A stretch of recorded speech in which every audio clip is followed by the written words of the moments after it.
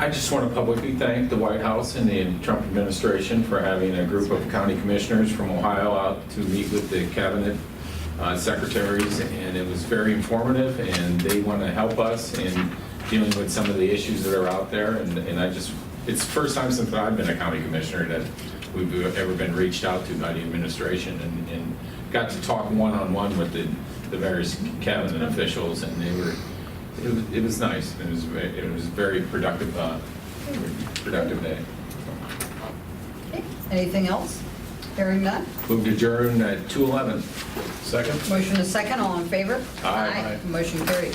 Hey, was that the place that you had that small meeting? Was it on the first floor when you come in and you turn left? No, It was on the second floor.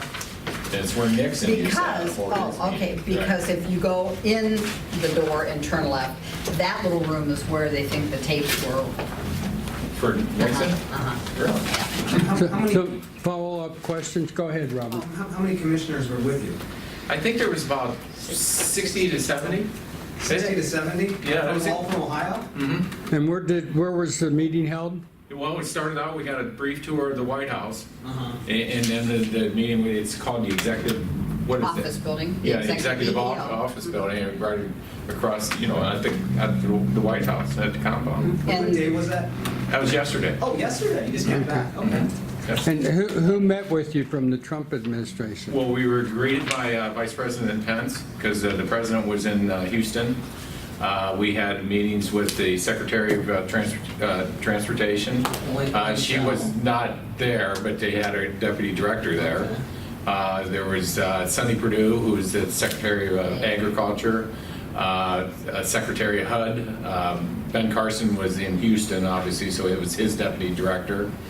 Let's see. who else? Kellyanne Conway. Kellyanne Conway made a very nice presentation on it. And we had a lot of questions and answers about the opiate crisis, which she's obviously in the Trump administration is getting very involved in.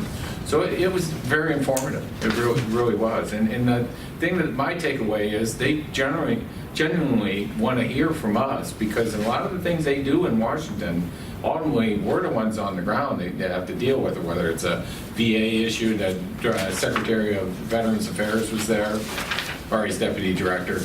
So it was, I thought it was very informative. What were the Yeah. top 3 concerns that you expressed to all these? Well, I can give you my first one, Robert. Infrastructure. Infrastructure. And I've been in contact about the Route 30 project. So you brought that up? Absolutely, I did. I brought it up a number of times. And what kind of responses did you get? Well, I'll tell you, I've been in contact with Secretary Chow, and so she knows in what we're, one of the things that they did point out, and when it comes to infrastructure projects, they like to see these P3s, the private-public partnerships, because the federal government can't pay to do all the projects that are, need to be done across the country. And they want a local part of the piece of the, share of the cost. And that's what we have the RTIP. We're moving toward a P3 to do, but, have part of the funding. And so that was, I brought it up to him, but it was funny. It was Deputy Director Rosen, I believe his name is. He did his presentation, then they took questions, and I raised my hand, and, it was Richard in the front row. I go, and he goes, let me guess, you want to talk about US 30, don't you? I said, yes, sir. So I knew I was there. He had done his homework, He huh? had done his homework. Someone yes. had briefed him. Yes. How many questions did you ask? I asked a lot. I asked the Secretary of HUD about the issue that when they went to sell one house or buy one house for the Hall of Fame project, it took 2 years to get it through through HUD. And that's unnecessary. One of the things they made a point of saying is they want to streamline regulations and get everybody on the same page, these various departments, because, when it comes to doing road projects or rail projects or whatever, the EPA has to give their approval, and then and it takes years. And they said it shouldn't take 9 years to approve a road project. It should take maybe a year tops. So they're going to have some sort of either legislation or whatever that would say, okay, here's the time frame you have to do these approvals by. That way everybody's on notice when you put an application in, you're going to have that approved. It's like getting a building permit. You got to have a time frame of getting things done. They would basically want to make the country open for business. So is there anything specific they said about Route 30? No, but, I mean, we've had lots of conversation, but the key point is they really want to see P3 projects in local shares on these kind of projects, and we've got both those pieces so far. Well, one of the president's major projects is infrastructure. Was there any timetable discussed at this meeting? Everybody's heard about maybe $1 trillion going into Right. infrastructure. They seem to think that that's going to take into next year before that will basically come out. And the other thing was on tax reform. That's going to be a major issue too, because they need to simplify the tax code, and there's a lot of things that they can do to encourage a lot of this money that's parked overseas to come back to the United States, and especially if it could, it's going to have to be some tax advantages, obviously, to come back to the United States and then ultimately go into infrastructure projects.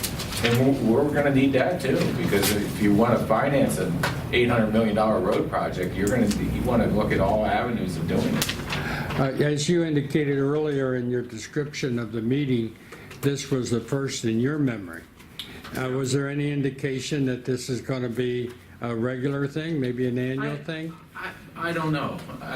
We were the fourth state, I believe, to come through. They did Florida, Florida, Michigan, and Pennsylvania, I believe, and then, of course, Ohio.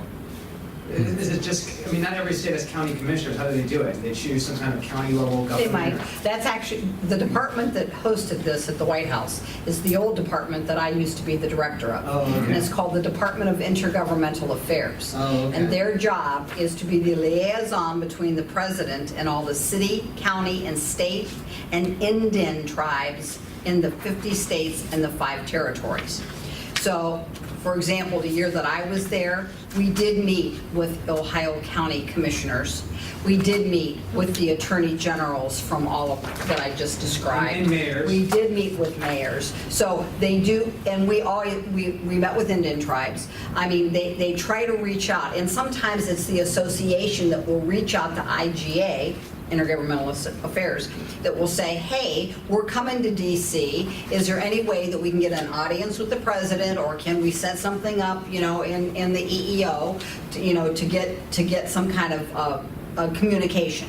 And a lot of times we would also have teleconferences. And so instead of everybody coming to DC, we would put out a notice that says all county commissioners, or some of them call them, I can't remember. There's another name that they call commissioners. But anyways, they would put out a notice that they're going to have a teleconference on infrastructure or on taxes or whatever, and we would have that type of interaction. Richard, did the CCAO set this up? No, the invitation came from the White House. The CCAO was there, and we met with the CCAO. So they invited they actually contacted each of the commissioners from 60 counties and 88. Yeah, so did every county have an invitation? They were Pardon? invited. So just said 60 to 70, right? Yeah. Yeah. Yeah, but all There were 2 88, commissioners like. all 88 Ohio counties got an invitation. Yes. Okay, and- but your point, Commissioner Creighton, is that maybe it's a little different format, but it goes back at least to the Bush administration. Yeah, I don't know how the Obama administration did it, but, Right. but that's really what that department is in charge of. And, Uh-huh. and they need to be the eyes and the ears for the president.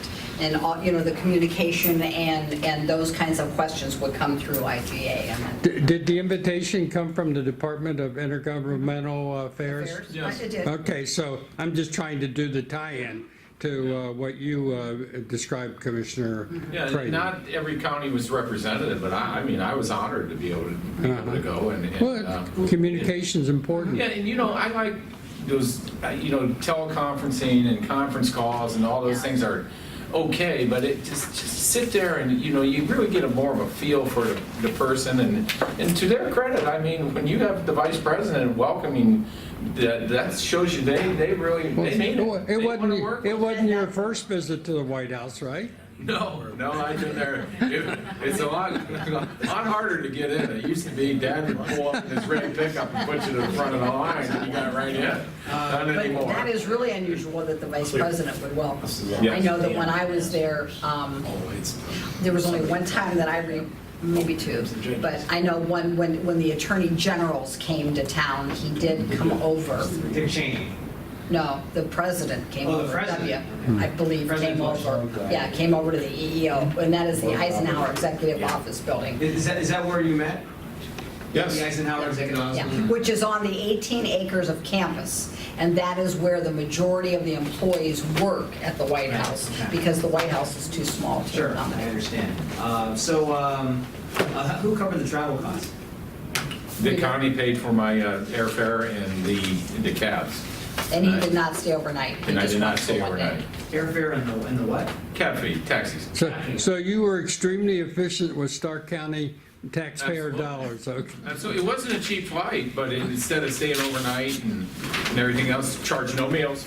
It's about $1,000? No, the airfare was 500. 500, okay. And the cabs were 21 and 17, I think. And had you stayed overnight, of course, you would have asked for the government rate, right? I don't know. How much was the cab fare, Richard? Yeah. What's that? That's a big deal. How much was the cab fare? It was $17 coming to the NACO, and then it was like 16 going back, and then I had a $13 one where I went and met Lori Raleigh, who was my dad's chief of staff for Okay. dinner. So, and she bought dinner, so I didn't have to worry about Okay, there you go. You know, it's really kind of neat. Lori, who was Dad's chief of staff and did all his work on the national parks, Dad used to tell her, "You've got to take your family," because she traveled around with him and went to all these national parks. Dad said, "You have to take your family and do this sometime." And you know, the kids were growing up, and she just never did it. Wait, what you doing now? The week he passed away, you know where Lori was with her family? In the national parks. Oh, wow. Wow, Oh, isn't He that, would, that would, karma, man. yeah. I mean, it's. Is she still working for a Congress? She works for an agency that deals with all the foreign aid. Oh, okay. Oh, I don't it's know. called, yeah, I know what it's called. You. She's in the lower building that's right Yeah, downtown. it's called US, USA? USAID. I think it is called, is it called USAID? I think Because it that's is. one I that think it is. deals with all the worldwide stuff. Right, yeah. and their budget's getting cut 30%. Now, I said to Lori, I said, hey, in my opinion, instead of doing this nation building, which they say they are going to not do as much of, we need to concentrate on, rebuilding our country, our infrastructure. So you agree with America first, huh? Absolutely. I mean, we have fight all these wars, we blow everything up, and then we rebuild it. Well, let's not fight all these wars, and let's rebuild the infrastructure. So America should retract from the world scene? In my opinion. Okay.